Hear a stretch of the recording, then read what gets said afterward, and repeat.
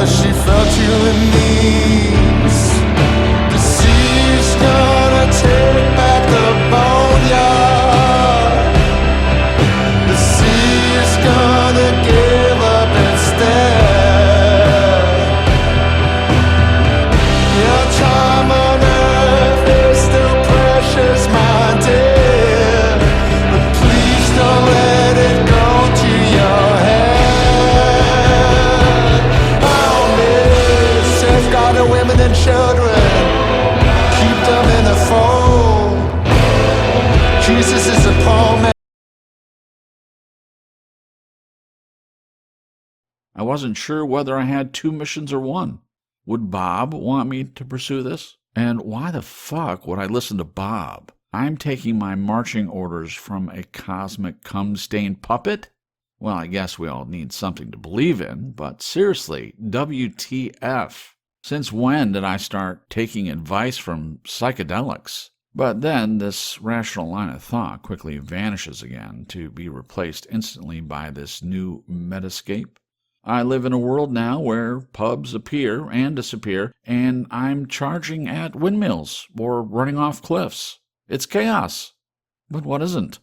And at last I'm no longer bored out of my mind in a stranger's basement.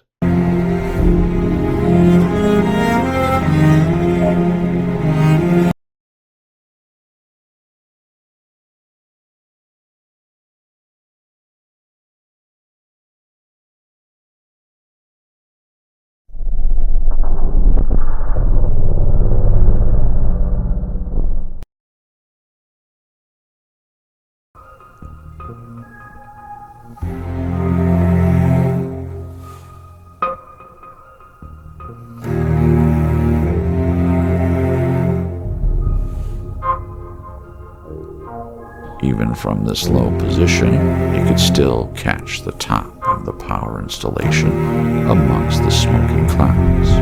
Occasionally, the generator towers caught the moonlight, and when they did, they refused to give it back. It rattled around their metallic bones, a ballroom full of cavorting lumens.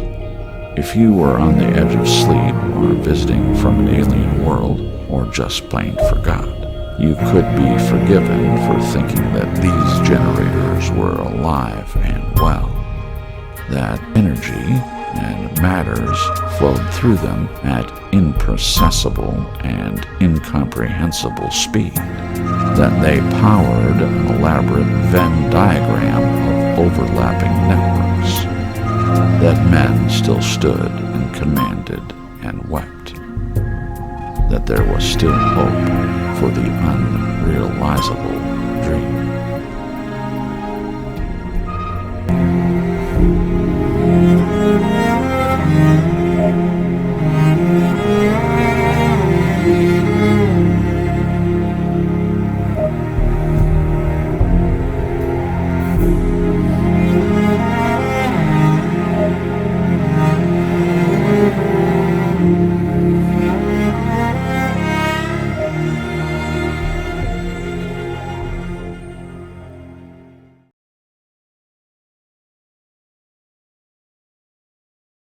So I'm walking around this pointless town, and have managed not to think about any of this shit for 5 minutes. No blue night or absentee friends, no lost funds, and old ladies missing in action.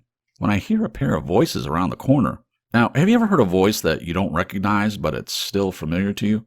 Like it holds some meaning special to you. Well, it was like that. Set off a whole cave of butterflies and made me stop in my tracks. And I don't know why, but it did. So I stepped closer to them, but deeper into the hedge so as not to be seen. The meeting has been moved. Oh God, not Ralph again. He's such a fucking venue snob.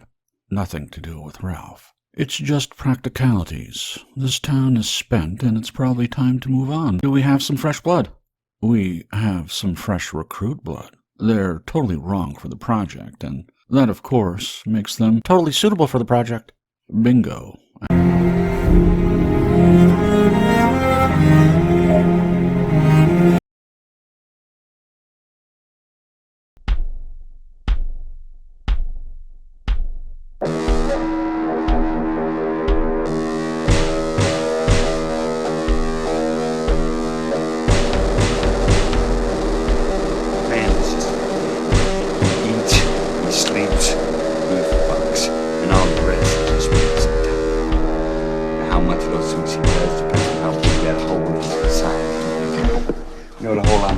about, Jack? That one. It rips open inside everyone when they suck in their first screaming breath. That's right. It's Jack. We think it's a demon inside us. The great white whale, the prince of darkness. But it's not, Jack.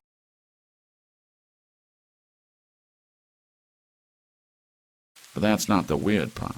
The weird part is he just appeared there one day. Say what now? Mesmeraldo just showed up in a puff of magic smoke when everyone else was sleeping. They found him in a vacant room. He had some stuff with him. Not sure the details, but at least an overnight bag and a framed picture. Know that much. Wasn't booked, expected, no app form or paper trail. Just there. Just there. Just there. And you said none of the other residents have seen him before. Nope. And check this. He has some sort of huge scar on his body that he can't account for either. Stomach, I think. But the clinic I spoke to described it as gnarly and evil looking. Gnarly and evil, hey? He write that in his official statement?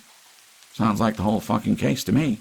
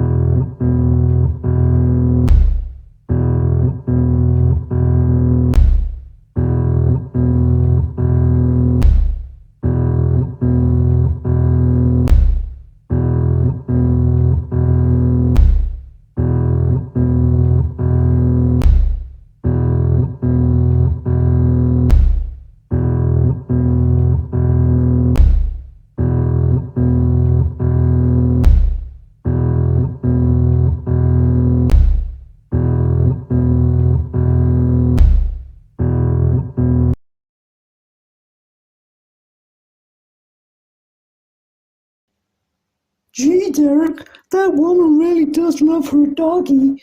She really should put her clothes on, though. My mama got scratched by our dog once and it got infected. And gee, your uncle doesn't take very good care of his magazines. All the pages are stuck together. Was he eating a sandwich when he read this one? My dad keeps Victorian steam trains weekly in a special cabinet next to our Reader's Digest.